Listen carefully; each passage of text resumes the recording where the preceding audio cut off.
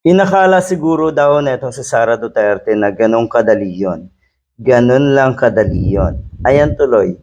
Lalo kang pinagtatawanan ngayon ng mga kababayan natin na nasa tamang pag-iisip. Ang ibig kong sabihin, natural, puring-puri pa rin sa kanya yung mga nasa paligid niya.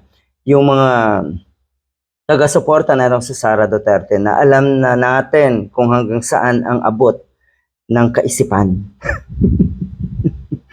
Ang sinasabi kasi, dapat daw pag-usapan noong 24 senators kasama yung nakulong at yung iba pa katulad ni Jinggoy Estrada at nitong si Bato de la Rosa kung ano talaga yung problema, kung ano ba talaga ang prioridad daw ng kanilang institution.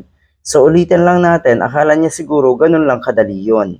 Parang gusto niya kasi sabihin na sana kasi ay pinag-usapan na rin lang natin yung mga kaso niya. Ganun eh. Yung ganitong klaseng tao na kalimitan ay umiiwas, di ba? Pag hindi na kaya, halimbawa alam niya, hindi na kaya ng mga senators niya na iligtas siya, ay sige, pag-usapan na lang natin. Para kayo'y makaligtas, mga gunggong na ito. Ganyan ang madalas ay sistema na itong mga nasa paligid ng mga Duterte, pati siyempre ang mga Duterte. Ngayon, ang sinasabi, tinutugis si De La Rosa, nakakulong si Jinggoy, so anong gusto mo? Nakasama sila? Kasama sila sa sinasabi mong 24 senators na dapat ay mag-usap-usap kung ano yung prioridad? Parang si Alan Cayetano rin eh. 'Di ba? Meron daw siyang suhestyon. Wow. Wow. May suhestyon ka ngayon dahil alam mo sa sarili mo na wala ka na, tapos ka na. Alam mo rin sa sarili mo na you're nothing. Hindi ka na pwedeng bumalik.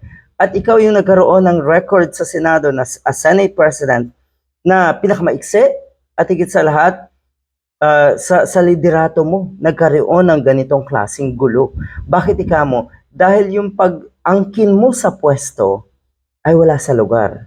Hindi tama.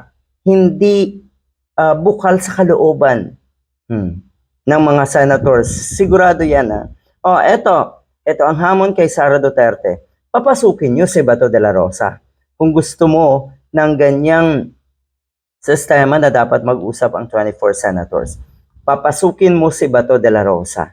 Para ano? Para maaresto na rin.